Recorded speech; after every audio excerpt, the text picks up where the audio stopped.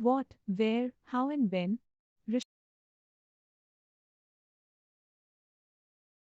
Rashida's question. Rashida sat reading the newspaper. Suddenly, her eyes fell on a small headline, 100 years ago. How, she wondered, could anyone know what had happened so many years ago?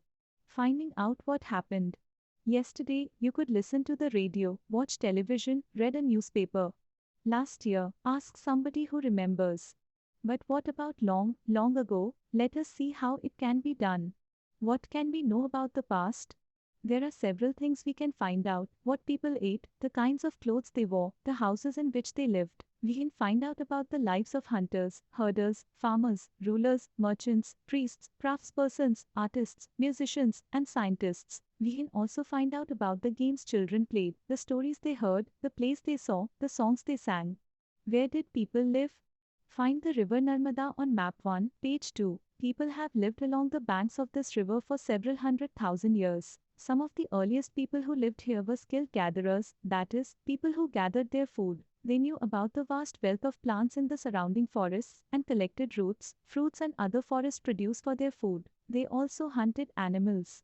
Now find the Suleiman and Kirthar hills to the northwest, some of the areas where women and men first began to grow crops such as wheat and barley about 8,000 years ago are located here. People also began rearing animals like sheep, goat, and cattle and lived in villages. Locate the Garo hills to the northeast and the Vindhyas in central India. These were some of the other areas where agriculture developed. The places where rice was first grown are to the north of the Vindhyas.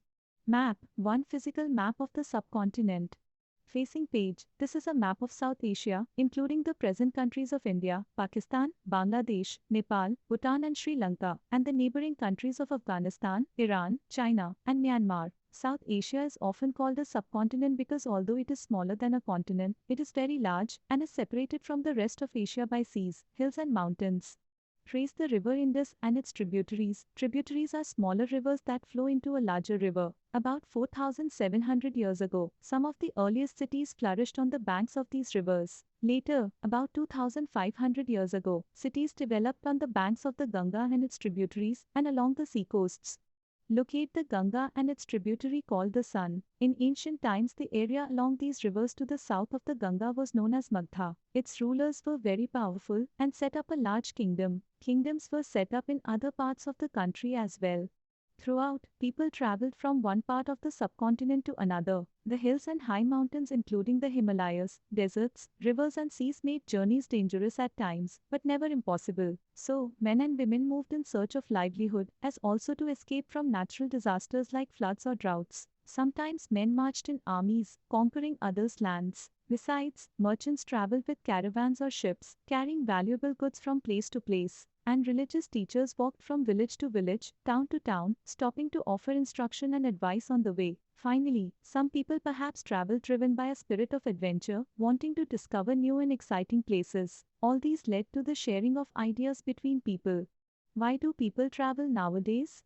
Look at map 1 once more. Hills, mountains and seas form the natural frontiers of the subcontinent. While it was difficult to cross these frontiers, those who wanted could and did scale the mountains and cross the seas. People from across the frontiers also came into the subcontinent and settled here.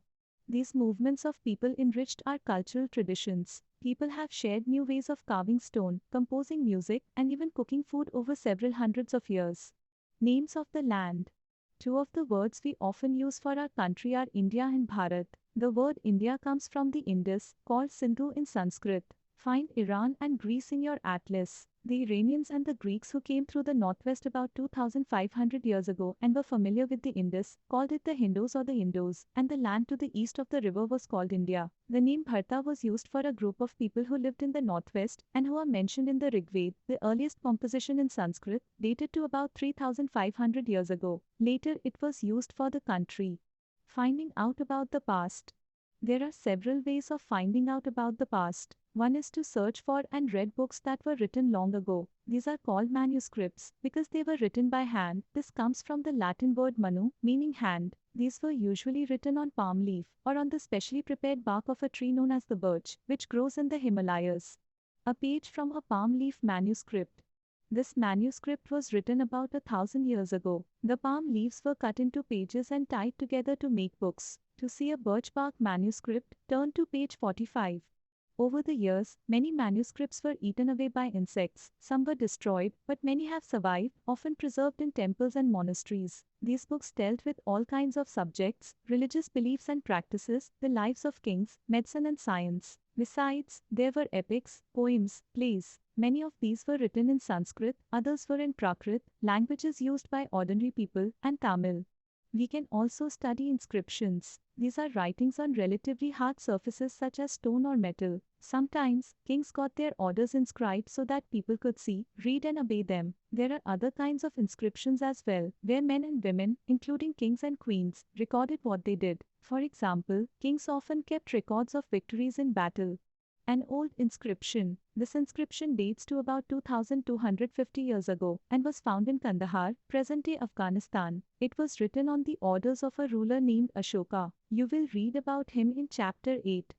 When we write anything, we use a script. Scripts consist of letters or signs. When we read what is written or speak, we use a language. This inscription was written in two different scripts and languages, Greek, top, and Aramaic, below, which were used in this area. Can you think of the advantages of writing on a hard surface? And what could have been the difficulties?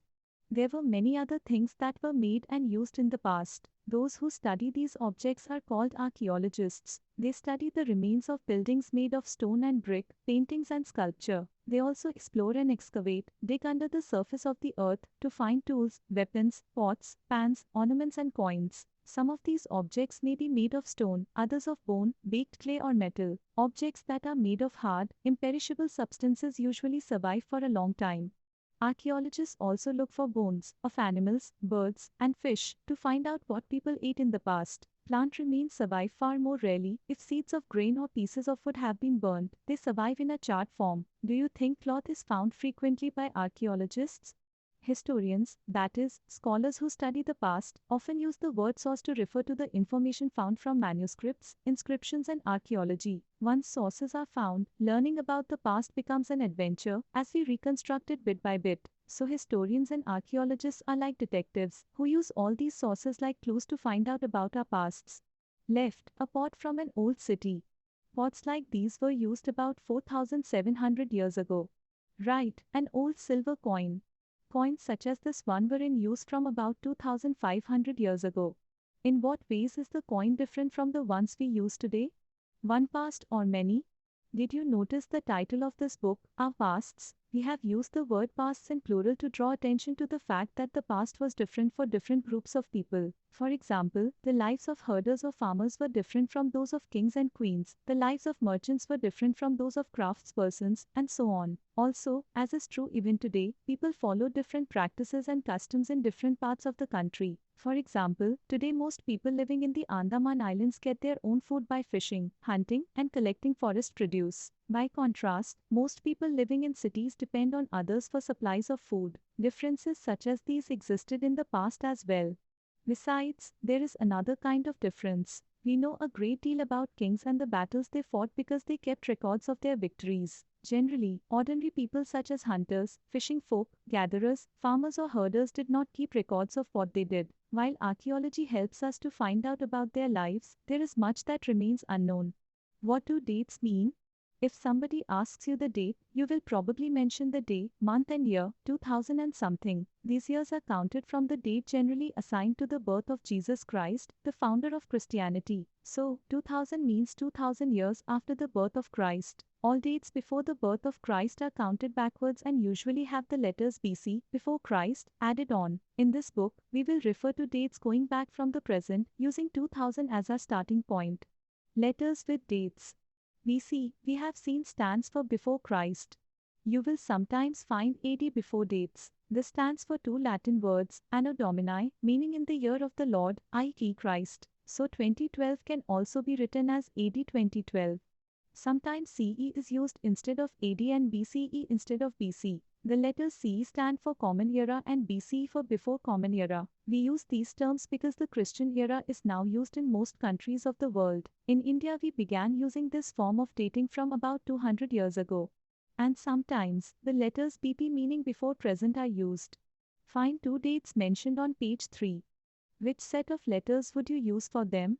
Elsewhere, we have seen that inscriptions are written on hard surfaces. Many of these were written several hundreds of years ago. All inscriptions contain both scripts and languages. Languages which were used, as well as scripts, have changed over time. So how do scholars understand what was written? This can be done through a process known as decipherment.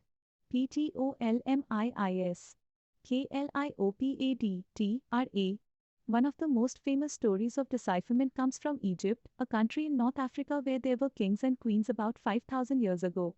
Rosetta is a town on the north coast of Egypt, and here an inscribed stone was found, which contained inscriptions in 3 different languages and scripts, Greek, and 2 forms of Egyptian. Scholars who could read Greek figured out that the names of kings and queens were enclosed in a little frame, called a cartouche. They then placed the Greek and the Egyptian signs side by side and identified the sounds for which the Egyptian letters stood. As you can see, a lion stood for L and a bird for A. Once they knew what the letters stood for, they could read other inscriptions as well.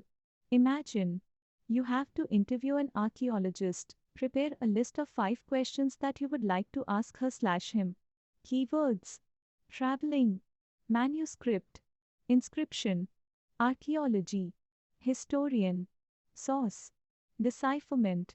Some important dates: the beginning of agriculture 8,000 years ago. The first cities on the Indus 4,700 years ago. Cities in the Ganga Valley, a big kingdom in Magdha 2,500 years ago. The present, about 2000 AD/CE. Let's recall. 1. Match the following. Narmada Valley, the first big kingdom. Magdha, hunting and gathering. Garo Hills cities about 2,500 years ago.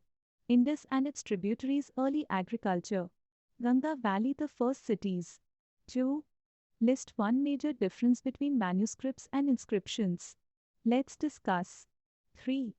Return to Rashida's question. Can you think of some answers to it? 4. Make a list of all the objects that archaeologists may find. Which of these could be made of stone? 5. Why do you think ordinary men and women did not generally keep records of what they did? 6. Describe at least 2 ways in which you think the lives of kings would have been different from those of farmers. Let's do. 7. Find the word craftspersons on page 1. List at least 5 different crafts that you know about today. Are the craftspersons A. Men, B. Women, C. Both men and women? 8. What were the subjects on which books were written in the past? Which of these would you like to read?